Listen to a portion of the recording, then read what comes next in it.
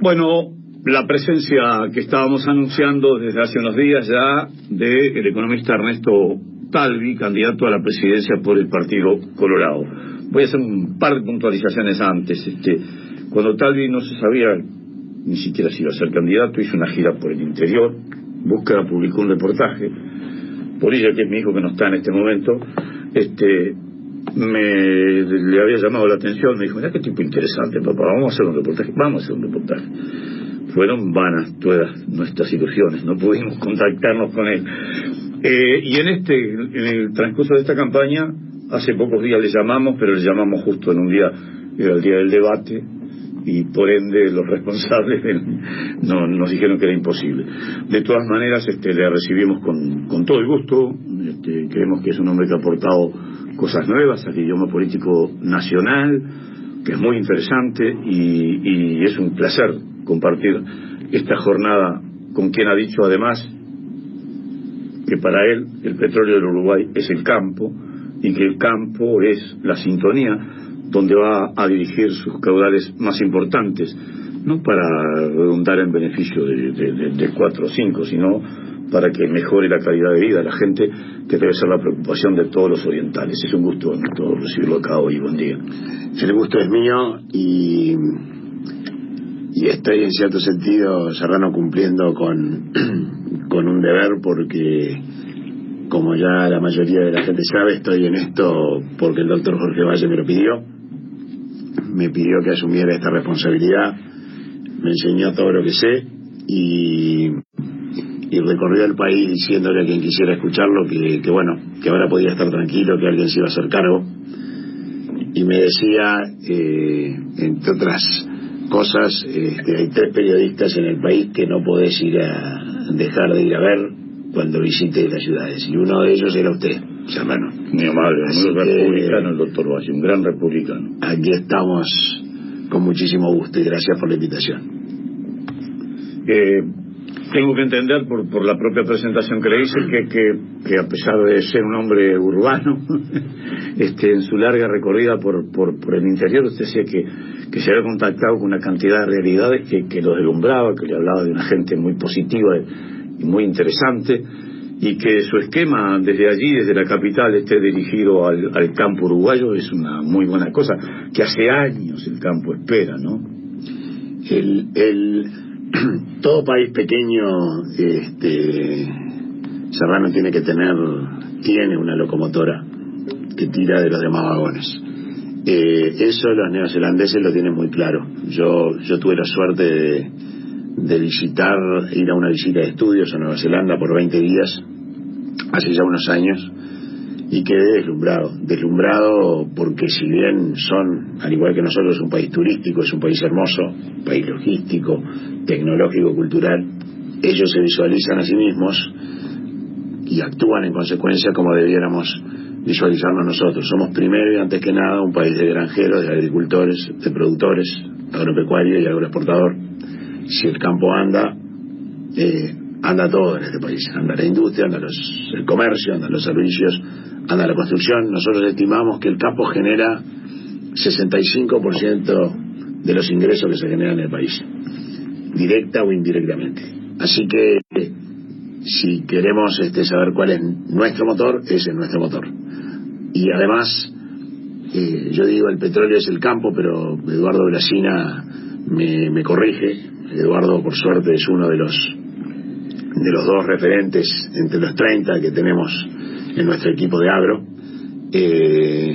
con Carlos María Uriarte. El ingeniero Carlos María Uriarte estudió, trabajó y vivió 7 años en Nueva Zelanda, así que Uriarte. Así es muy conocido. Conoce, sé que es conocido. Claro, muy conocido.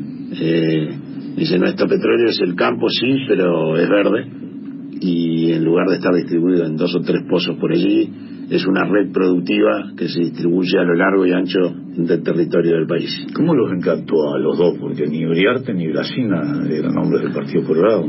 Porque Serrano, mire, Ciudadanos nació como un proyecto completamente nuevo.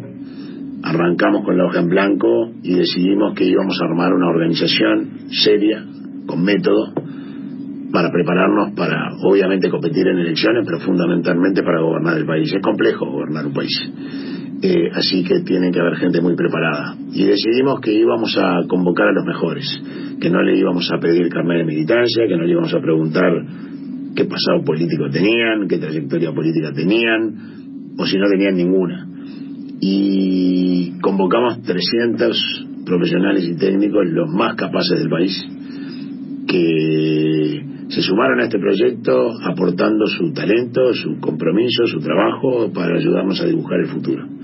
Y de hecho Carlos María, cuando le pedí que se sumara al proyecto, me dijo: mirá que mi abuelo peleó con Aparicio, soy blanco. Y dije: a mí no me importa. Digo, yo no te estoy pidiendo carnet de militancia, no quiero comprar tu conciencia, lo que quiero es tu talento, tu experiencia neozelandesa, que nos ayudes a pensar cómo llegamos de aquí, donde estamos, hacia allí. Y bueno, hemos hecho ese grupo de 300 personas hizo en 9 meses, 35.000 horas hombre-mujer después, un proyecto de país, un programa de gobierno que llamamos Un Pequeño País Modelo, que es una cosa muy linda porque eso es lo que Valle Ordóñez, cuando estaba en Europa, en 1908, escribía a Domingo Arenas y le decía: estoy aquí, Domingo, en Europa, soñando con construir allí en el Uruguay un pequeño país modelo. Y es un destino y a la vez es un conjunto muy concreto de acciones para llegar a ese destino, y en particular con respecto al campo va a ser nuestra gran apuesta estratégica. Vamos a realmente poner en marcha esa cadena productiva y vamos a intentar incorporarle genética, investigación, desarrollo, tecnología, articularla con la ecología para producir cosas que muy pocos países pueden producir. Somos la última pastura natural que queda en el hemisferio sur, de las pocas en el mundo. Estamos sentados arriba de un vergel, podemos hacer cosas excepcionales que van a ser valoradas por los mercados más importantes del mundo y pagadas a precios muy buenos. Así que por allí empieza la cosa, hay que echar a andar el motor. Usted ha dicho que a través de su propia profesión y sus contactos con el mundo entero ha encontrado una cantidad de temas que ya los había visto que se habían suscitado en otros países y que había visto cómo los otros países lo solucionaban. Y a mí me da la sensación de que nosotros tenemos, más que la sensación, siento transparentemente a diario la preocupación de la gente: tema economía, tema salud pública y tema educación.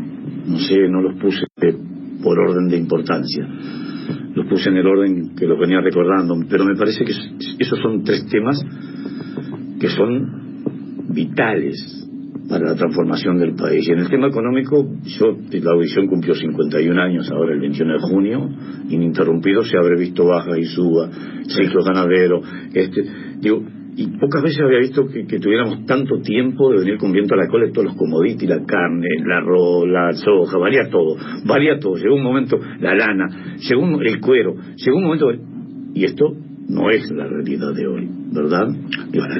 Y esto, ¿qué significa? ¿Cómo la economía, que supongo por su profesión, que es el rol donde se mueve como pez en el agua, cómo la ve?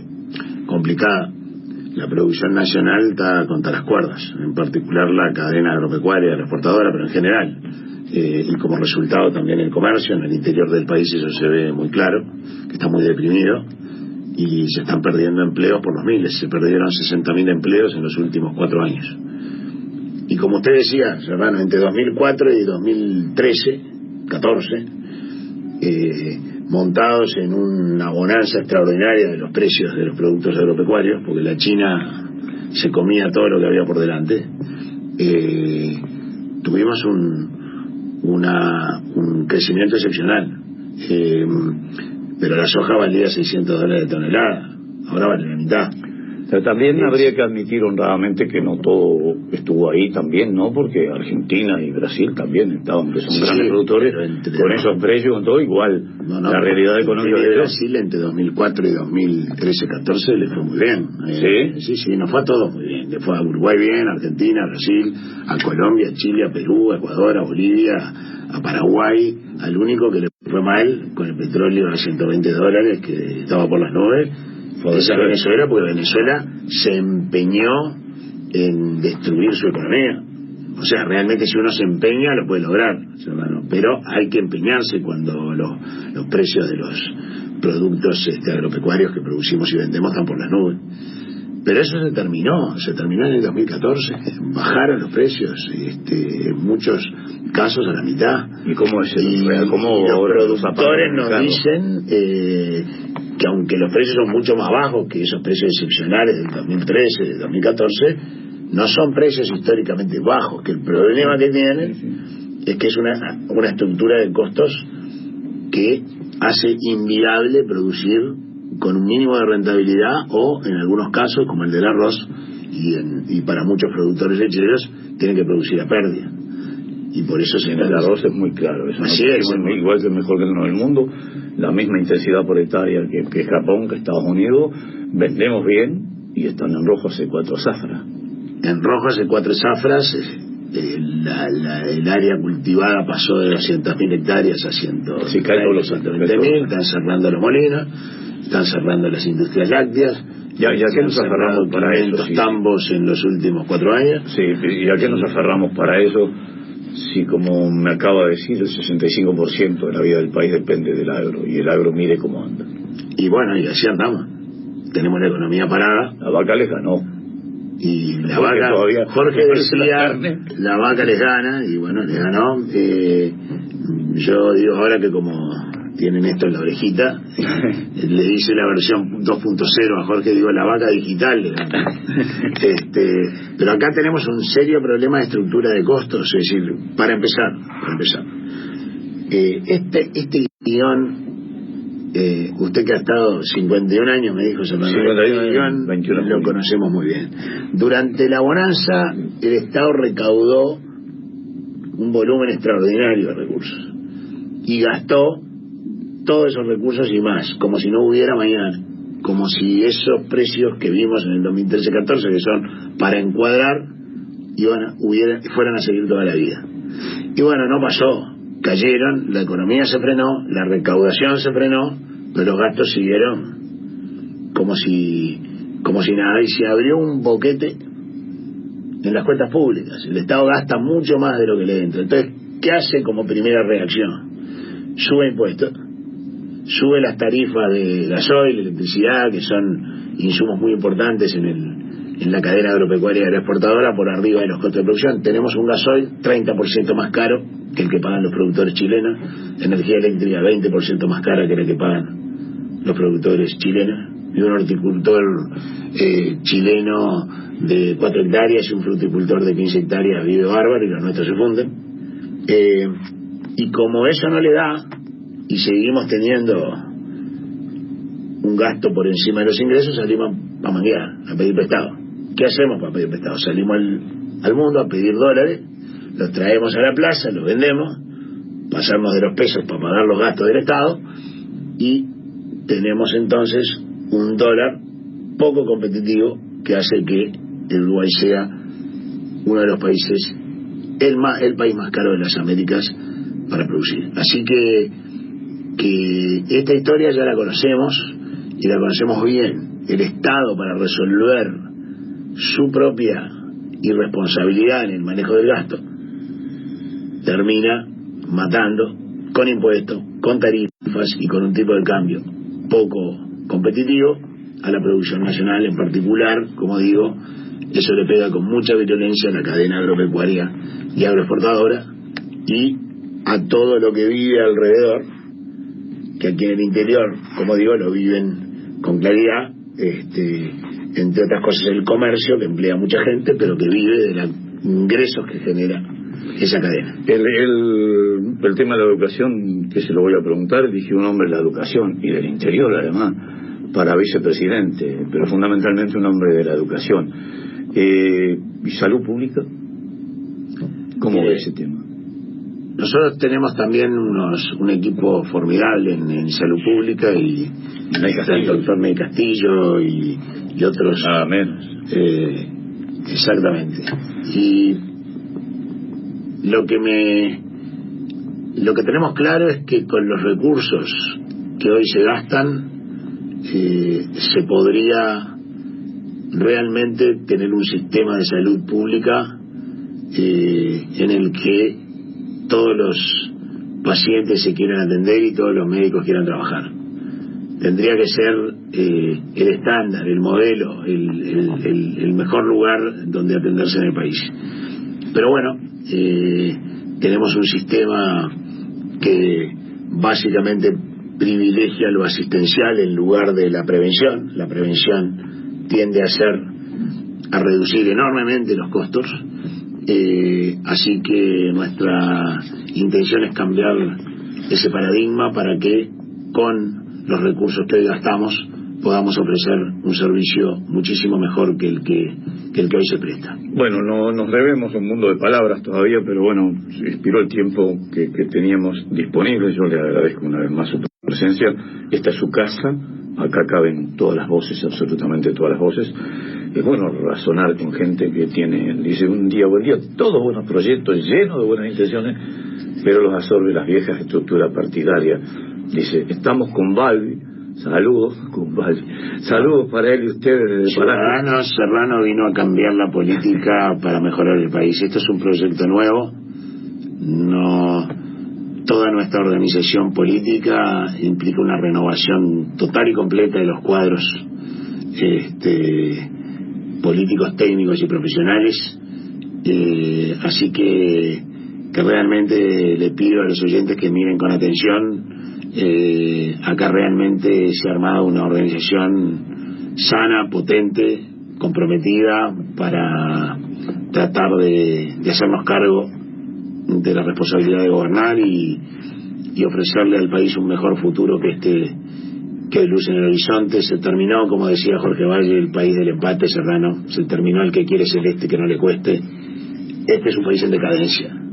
Necesitamos dar un golpe de timón, tener un espíritu transformador, vanguardista, como el que supo tener el Uruguay a principios del siglo pasado, y ponernos en marcha hacia otro destino que al que vamos, que nos está llevando a esto que tenemos hoy, a una sociedad que tiene un montón, cada vez más TV planas, más celulares, más autos, más motos, más computadora, cada vez más fracturada, más agresiva, más violenta, más crispada, incapaz de convivir en armonía. Eso es vivir peor.